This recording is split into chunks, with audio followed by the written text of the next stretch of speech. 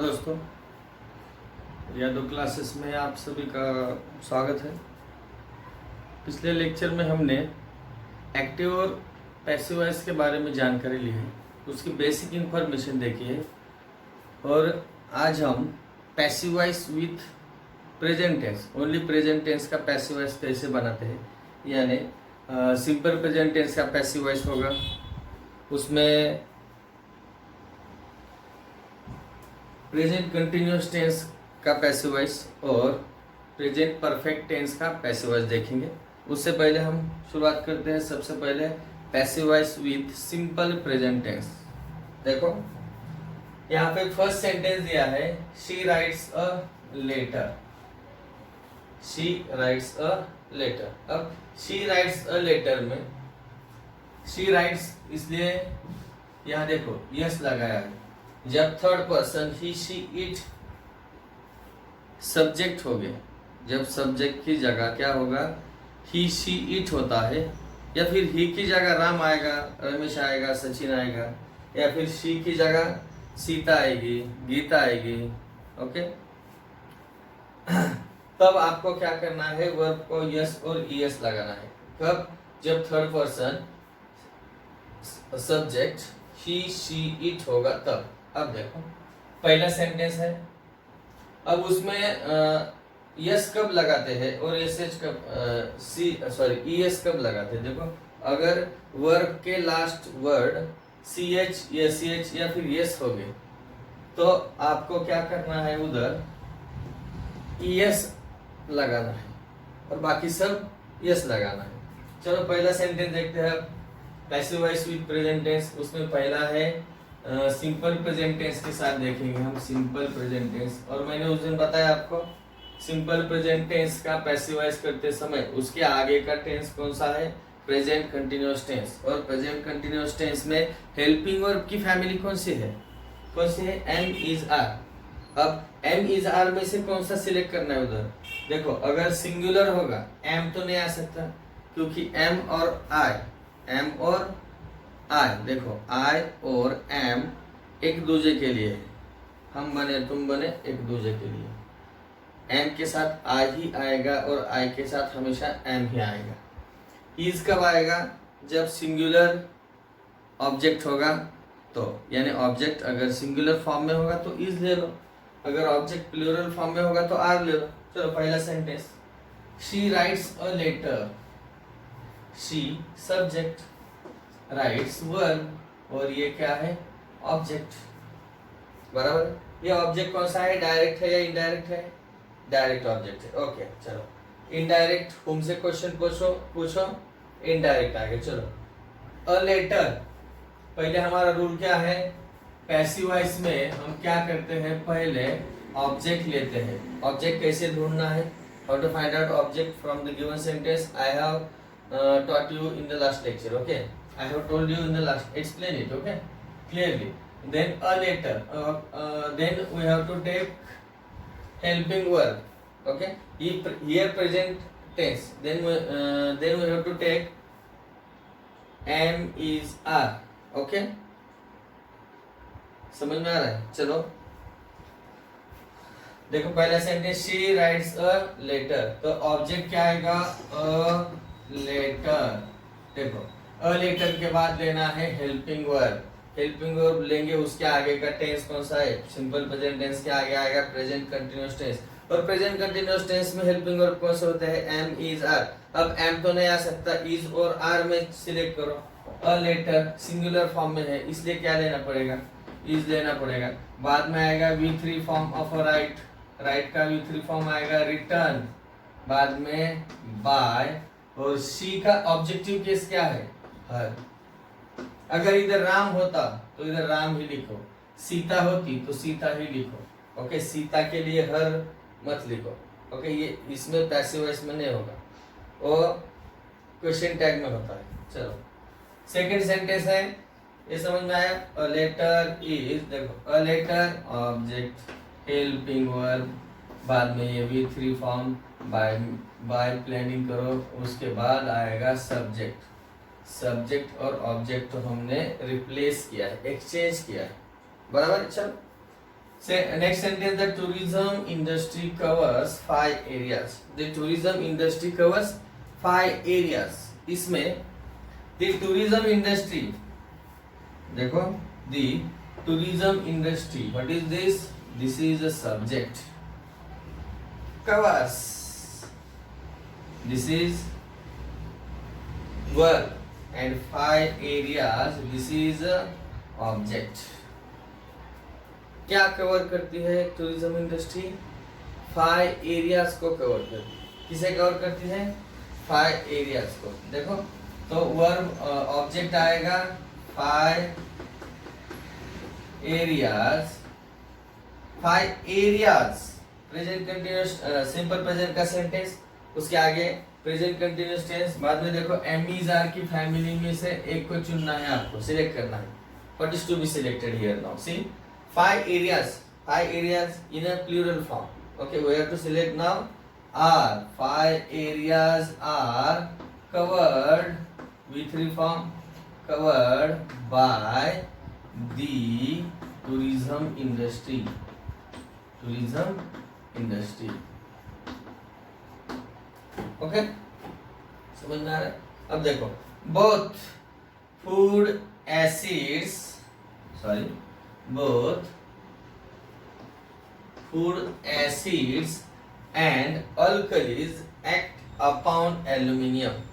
Act upon aluminium. अब देखो यहाँ पे सिर्फ act यही वर्ब नहीं है, act upon, act के साथ क्या है? upon आया है, ध्यान में रखो। अब क्या है? both food acids and alkalis act upon aluminium. इसमें से ऑब्जेक्ट क्या है? एल्यूमिनियम। एक्ट अपॉन क्या है? वर्ब। उसके बाद बोथ एसिड्स एंड अल्कलीज, ये क्या है? सब्जेक्ट। चलो पैसिव वॉइस क्या आएगा? पहले ले लो object aluminium is, aluminium singular form is, M is R की फैमिली। Aluminium is acted upon by both food acids and alkalis. Okay, science में ये food acids and alkalis act upon aluminium. Aluminium is acted upon by both food acids and alkalis. Fourth sentence, cars and buses pollute the air. Cars and buses pollute the air. Pollution होता है, बराबर? Pollute the air. Answer में क्या लिखेंगे? किसे pollute करते हैं? The air. देखो दी एयर, एयर क्या है? Plural singular. Okay, the air is polluted by cars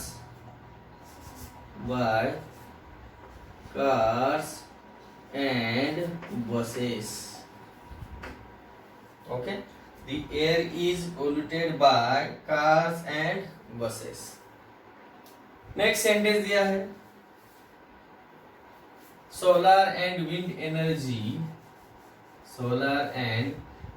energy power 20 street lamps. देखो solar and wind energy क्या है? सब्जेक्ट। पावर क्या है? वर्ब। 20 स्ट्रीट लैम्प्स क्या है? ऑब्जेक्ट। ओके, अब देखो आंसर में पहले ले लो ऑब्जेक्ट क्या है? 20 स्ट्रीट लैम्प्स। 20 स्ट्रीट लैम्प्स, बाद में आएगा एमिदार फैमिली में से किसको लेंगे? इज को लेंगे क्या? आर को लेंगे? यहाँ क्या है? 20 स्ट्रीट लैम्प्स, प्लूरल फॉर्म, इसलिए क्या आएगा? आर। पावर का V3 फॉर्म, पावर्ड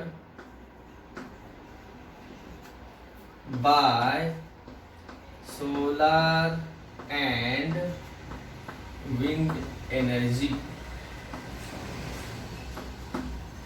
अब देखो next 6 number 1, we generate our own environment. We generate our own environment. Okay, क्या आएगा? Subject, yes, who generate, we generate. Okay, we verb आएगा, our own environment, this is object.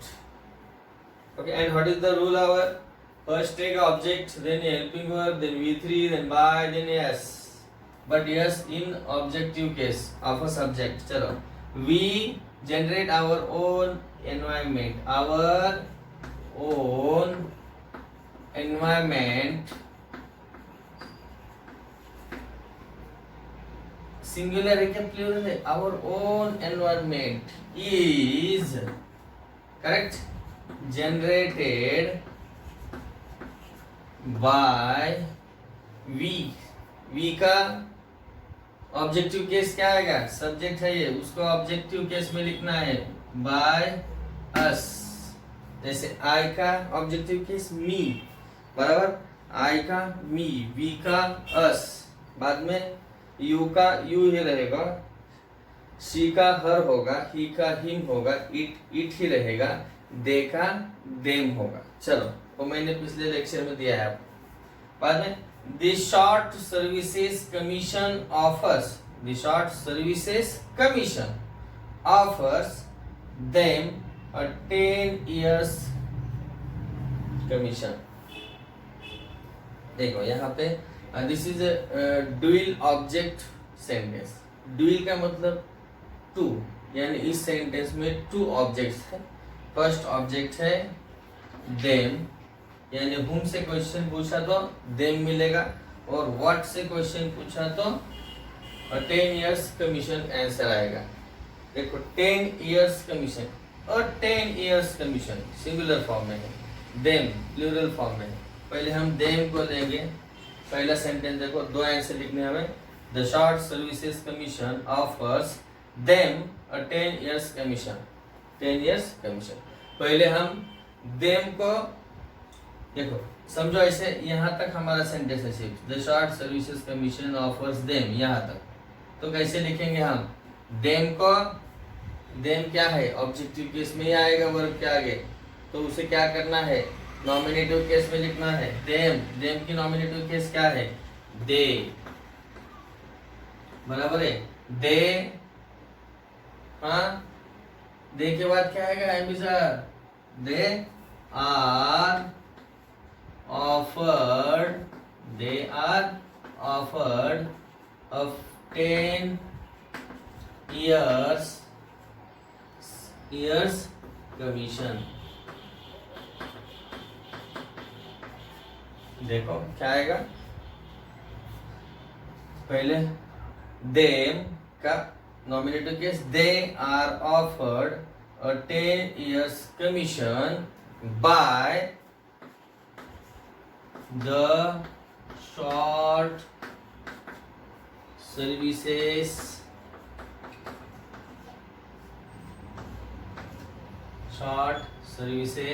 Commission. ये देखो, ये किसको? इस ऑब्जेक्ट को लेकर हुआ है, लेकिन दूसरा जो ऑब्जेक्ट है ना, क्या है? क्या ऑफर किया है? और 10 years कमीशन। क्या ऑफर किया है? 10 years कमीशन। अब 10 years कमीशन क्या है? That is also object of the given sentence. Then we can take or we can make another one sentence by taking a 10 years commission as a object. Okay, second object देखो, उसका answer आएगा क्या आएगा?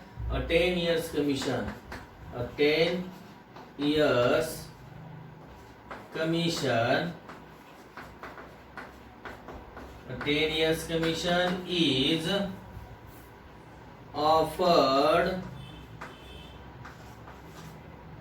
to them by, is offered to them by the short services, by the short services commission. Okay, इसके आगे आप समझ सकते हैं, लिखो तो क्या आएगा, अ 10 years commission is offered to them by the short services commission. Now next 8 number दिया है, we have done it. Which tense in this sentence? This is the sentence of present perfect tense. And when there is a sentence of present perfect tense, then we have to take helping verb from its next tense. Which is the next tense to present perfect tense? It is present perfect continuous tense. And what are the helping verb? What is the formula for present perfect continuous tense? Subject plus have been, has been. देखो helping verb की family कौन से है, have been, has been plus V plus ING plus object, ऐसा formula है present perfect continuous tense. लेकिन हमें यहाँ ये क्या है, प्रेजेंट परफेक्ट टेंस है, उसके आगे आता है प्रेजेंट परफेक्ट कंटिन्यूअस टेंस, और उस फैमिली से हमें क्या लेना है, वर्ब हैव बीन या फिर हैज बीन, ये क्या है, हेल्पिंग वर्ब सिलेक्ट करने हैं। तो पहला सेंटेंस है we have done it, we have done it, तो ऑब्जेक्ट क्या है, ये है सब्जेक्ट, ओके, ये है वर्ब और ये है ऑब्जेक्ट। हमारा रूल क्या कहता है, पहले क्या ले लो, एक ही फार्मूला लर्न करो, ये सभी टेंस के लिए, सिर्फ प्रेजेंट कंटिन्यूअस टेंस और पास्ट कंटिन्यूअस टेंस, इन दोनों का अलग फार्मूला आएगा। बाकी बचे जो 6 टेंस है उनके लिए सेम यही फार्मूला फॉलो करो। First take object, first select object, then helping verb according to the given sentence, according to the tense of the given sentence, okay, then V3 form, then by, then yes, but yes in objective case, okay. See we have done it, what is the object here, eat, it के बाद क्या आता है, has और have, it had, he she it होगा तो has आएगा, ध्यान में रखो, it has been done, okay, what is this, this is object, this is helping verb, this is V3 form, देखो object helping verb V3 form. Now bye,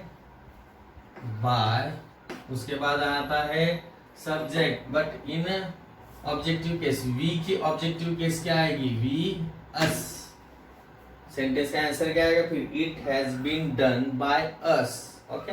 now he has not completed his homework, अगला sentence कौन सा, देखो negative sentence है, negative हो या affirmative हो, आपको पैसिव वॉइस बनाना है, और ध्यान में रखो ये नॉट हमेशा किस में आता है, हेल्पिंग वर्ब के आगे ही आता है। देखो अगर इसका ये थोड़ा सेंटेंस भी गलत है क्योंकि ये नॉट है, अगर हम पैसिव वॉइस में क्या बनाएंगे, passive voice his homework has not been.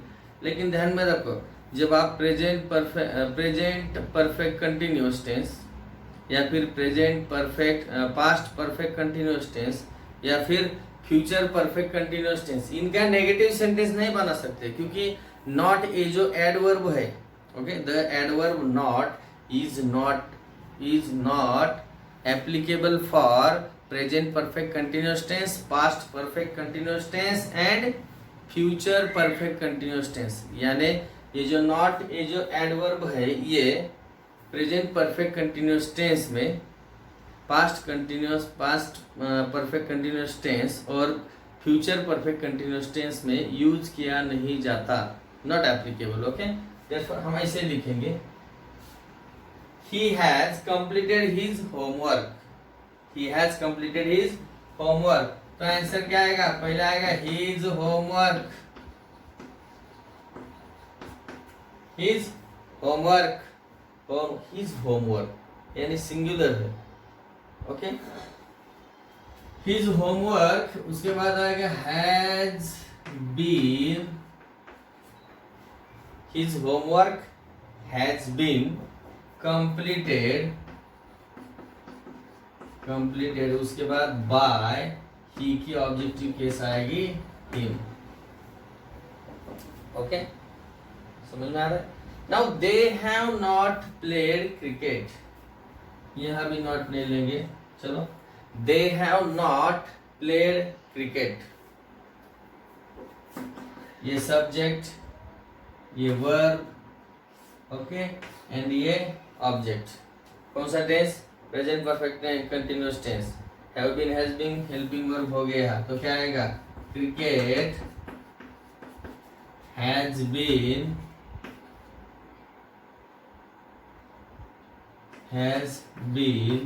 played by them। अगर यहां ऐसा होता they have played many games, तो क्या आता आंसर? क्या आता? देखो कौन सा सेंटेंस मैंने बताया, they have played many games. अब क्या था? Many games object, correct. Many games have been होता या हैज बीन होता? मेनी गेम्स है, प्लूरल फॉर्म में है, तो क्या लेंगे? Have been, many games have been played by them. Okay, many games have been played by them.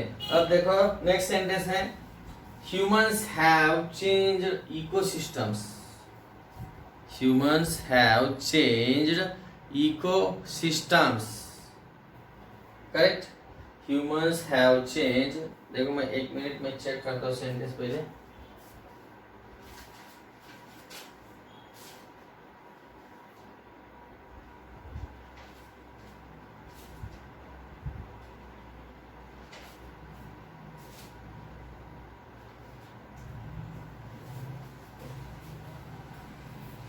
Humans have changed the ecosystems।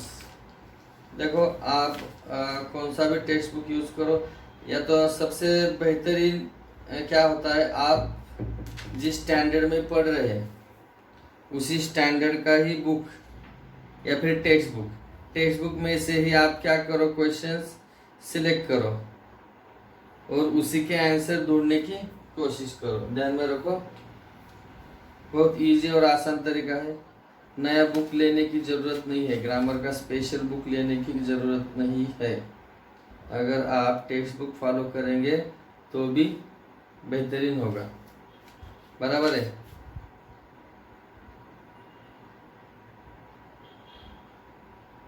देखो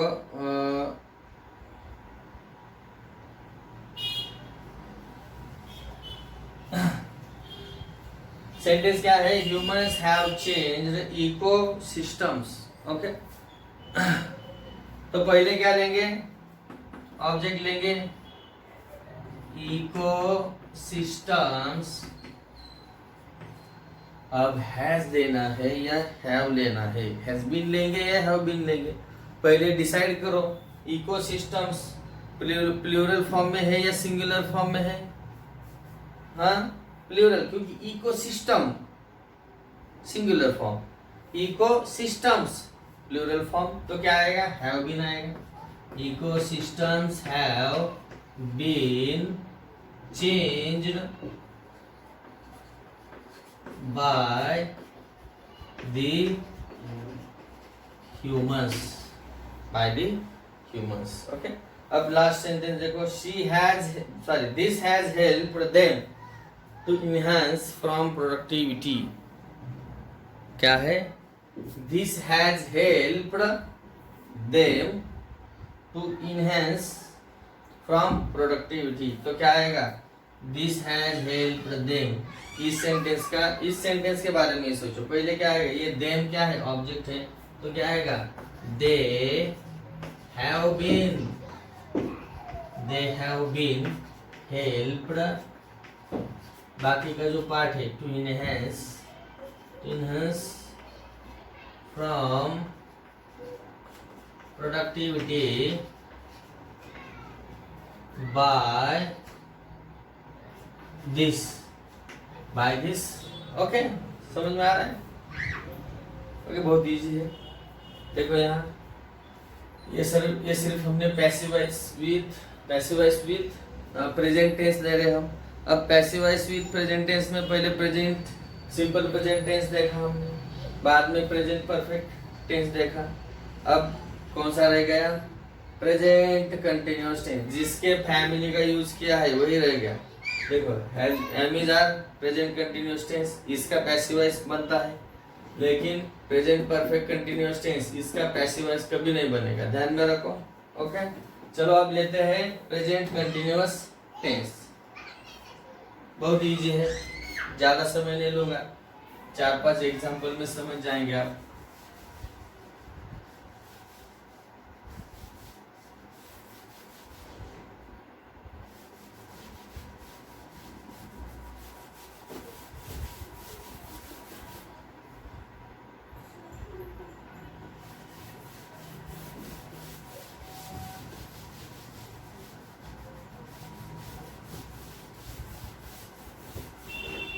चलो पहला सेंटेंस, सबसे फेमस सेंटेंस कौन सा है? सेंटेंस पहला, जैसे शी राइट्स अ लेटर था, वैसे क्या लिखेंगे प्रेजेंट कंटिन्यूअस टेंस में? क्या लिखेंगे? करेक्ट। देखो अब क्या है? Present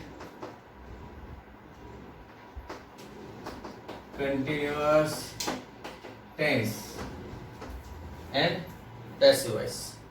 Passive voice with present continuous tense. What is the formula for present continuous tense? Subject plus am is are plus verb plus ing plus object. Okay. अब देखो, जैसे प्रेजेंट सिंपल प्रेजेंट टेंस आता है तो उसके बाद कब tense है? Present continuous tense. उसके एम इज आर की फैमिली का यूज हमने प्रेजेंट कंटिन्यूअस टेंस का पैसिव वॉइस बनाते समय किया। जब प्रेजेंट परफेक्ट टेंस का सेंटेंस आया तो उसके आगे का टेंस है प्रेजेंट परफेक्ट कंटिन्यूअस टेंस, उसके फैमिली से हमने हेल्पिंग वर्ब ले लिए। चलो अब प्रेजेंट कंटिन्यूअस टेंस, अब इसकी खुद की फैमिली है और दूसरों के फैमिली की तरफ ध्यान नहीं देगा। जैसे she is writing a letter, she is writing a letter। अब देखो, अब इसमें हेल्पिंग वर्ब किधर भी ढूंढने की जरूरत नहीं है, इसी सेंटेंस में होते हैं, लेकिन उसके फैमिली से हमें सिलेक्ट करना है। जैसे यहाँ क्या है? हेल्पिंग वर्ब इज, तो इज कौन सी फैमिली में है? एमिजार की फैमिली में, यानी आपको एमिजार में से ही किसी को तो सिलेक्ट करना है, ध्यान में रखो, किसी दूसरे की फैमिली से नहीं लेना है। जैसे प्रेजेंट कंटिन्यूअस टेंस, जैसे सिंपल प्रेजेंट टेंस क्या करता है? प्रेजेंट कंटिन्यूअस टेंस की फैमिली से हेल्पिंग वर्ब लेता है। जैसे present perfect tense present perfect continuous tense की फैमिली से हेल्पिंग वर्ब लेते हैं। अब इसको फैमिली इसकी खुद की फैमिली है, एक इज कौन सी फैमिली में है? एमिजार में, तो एमिजार में से ही क्या आएगा? नीचे पैसिव वॉइस में हेल्पिंग वर्ब आएगा, ध्यान में रखो।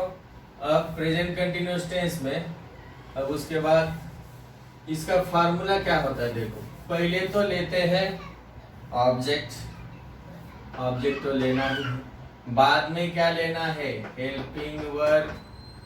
देखो ये फार्मूला पास्ट कंटिन्यूअस टेंस के लिए भी सेम फार्मूला यही रहेगा, प्रेजेंट कंटिन्यूअस टेंस के लिए भी यही रहेगा, और फ्यूचर कंटिन्यूअस टेंस उसका तो पैसिव वॉइस होता ही नहीं, इसलिए उधर नहीं जाने का। अब प्रेजेंट कंटिन्यूअस टेंस कौन सा है? Present continuous tense. चलो अब प्रेजेंट कंटिन्यूअस टेंस का फर्स्ट सेंटेंस देखा है हमने, इसकी खुद की फैमिली मैंने बताई इज, एमिजार की फैमिली में से ही एक हेल्पिंग वर्ब आपको सिलेक्ट करना है और सॉल्व करना है। देखो पहले आएगा ऑब्जेक्ट, बाद में आएगा हेल्पिंग वर्ब, बाद में आएगा बीइंग। ये इंपॉर्टेंट है, ध्यान में रखो। बाद में V3 form by plus subject. ये बीइंग क्यों आएगा? यहाँ वर्ब को क्या है? वर्ब प्लस आईएनजी फॉर्म में है। ओके, तभी क्या करना है आपको? तभी उसी फैमिली से हेल्पिंग वर्ब लेना है और उसके आगे बीइंग लगाना है। कौन से दो टेंस में लगाएंगे बीइंग? एक तो प्रेजेंट कंटिन्यूअस टेंस और दूसरा पास्ट कंटिन्यूअस टेंस। ओके, चलो पहला सेंटेंस है she is writing a letter. She is writing a letter, तो पहला क्या आएगा? A letter. लेटर के बाद क्या आएगा? एमिजार में से क्या आएगा? Yes, she is writing a letter. A letter is being, okay, object, ये object, ये helping verb, ये being प्लस आएगा V3 फॉर्म, writing यानी write, मेन वर्ब है write, तो उसका V3 फॉर्म आएगा written। ध्यान में रखो, इधर डबल टी है। अगर आप रिटर्न लिखते हैं तो आपको डबल टी लेना है, अगर राइटिंग लिखते हैं तो सिंगल टी लेना है। बराबर है? चलो, a letter is being written, उसके बाद बाय। बाय शी के ऑब्जेक्टिव केस आएगी हर। दूसरा sentence, she is washing. She is washing the clothes। क्या सेंटेंस है? She is washing the clothes। अब देखो सब्जेक्ट कौन सा है? ये है वॉशिंग, प्रेजेंट कंटिन्यूअस टेंस का सेंटेंस है। और ये क्या है? the clothes। सिंगुलर फॉर्म है प्लूरल फॉर्म? प्लूरल फॉर्म में है तो पहले ले लो the clothes, उसके बाद क्या आएगा? क्लॉथ्स, एम इज आर की family. What is here? Am is are. We have to take when plural form, object will be in plural form, then we have to take are, and when in singular form then take is. This is plural form, this one singular, therefore we have taken here is. Okay, then here the clothes, what will be here? Are, उसके बाद being, then V3 form washed by her। Okay, one more sentence,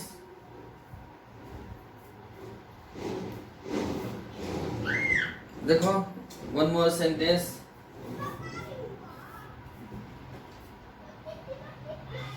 he is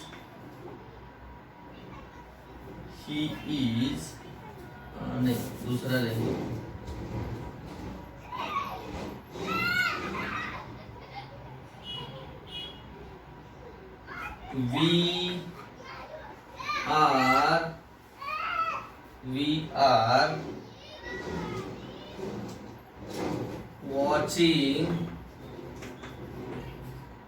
we are watching YouTube channel। We are watching YouTube channel। देखो ये कैसा है? We are watching YouTube channel of Yadav classes lecture। We are watching YouTube channel। Now YouTube channel, this is a object, YouTube, U का Y capital आएगा, YouTube channel is watched, is being watched, watch बोलते हैं, watch by us। Okay, समझ में आया? अगर समझो इधर ऐसे सेंटेंस होता, she is not writing a letter, क्या होता? शी इज इधर नॉट होता, तो आपको इधर क्या लेना है? नॉट लेना है। अ लेटर इज नॉट, ध्यान में रखो कभी भी नॉट, ये जो एडवर्ब है ये कभी भी कहाँ आएगा? हेल्पिंग वर्ब के बाद ही आता है, ध्यान में रखो। इसलिए क्या होगा? She is not writing a letter, passive voice में क्या कैसे आएगा? A letter is not being written by her. यहाँ अगर होता she is not washing the clothes, the clothes are not, कहाँ आता, आर के बाद, हेल्पिंग वर्ब के बाद, हेल्पिंग वर्ब के बाद क्या आएगा, नॉट आएगा। The clothes are not being washed by her, ऐसे होता। We are not watching YouTube channel, okay, we are not watching YouTube channel, तो क्या था, YouTube channel is not being watched by us.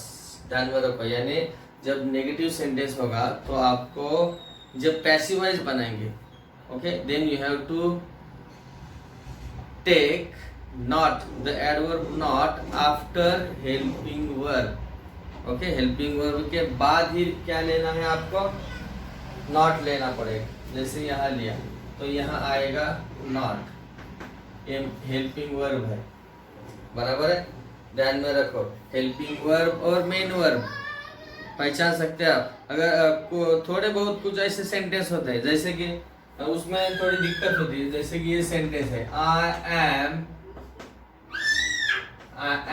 An engineer, I am an engineer. अब इसमें main verb कौन सा है और हेल्पिंग वर्ब कौन सा है, ये टेंस कौन सा है, देखो आई, ये क्या है, सब्जेक्ट, और ये एम जो है यहाँ क्या है, मेन वर्ब है, ध्यान में रखो। It is not a helping verb in this sentence, it is a main verb. I am an engineer, I am an engineer, यहाँ एम क्या है, मेन वर्ब है, एम हेल्पिंग वर्ब नहीं है। समझ में आया, ओके। अब देखो हमने आज simple present tense, passive voice with simple present tense, passive voice with present perfect tense, then passive voice with present continuous tense, यहाँ तक देखा। अब नेक्स्ट है हमारा पार्ट पास्ट कंटिन्यूअस टेंस के साथ, passive voice with past continuous tense और passive voice with future continuous tense. अगले वीडियोस में हम दोनों भी ले लेंगे, पास्ट कंटिन्यूअस टेंस का भी पैसिव वॉइस देंगे, यानी passive voice with past continuous tense and future tense, okay, passive voice with past tense and future tense, इन दोनों का पैसिव वॉइस हम अगले लेक्चर में लेंगे, ओके। ये समझ में आया, ओके। लिखो अपनी नोटबुक में, नोट डाउन करो, बहुत अच्छे सेंटेंस है ये, ओके। चलो तो अगले लेक्चर में इसके आगे का पार्ट देखेंगे। Thank you.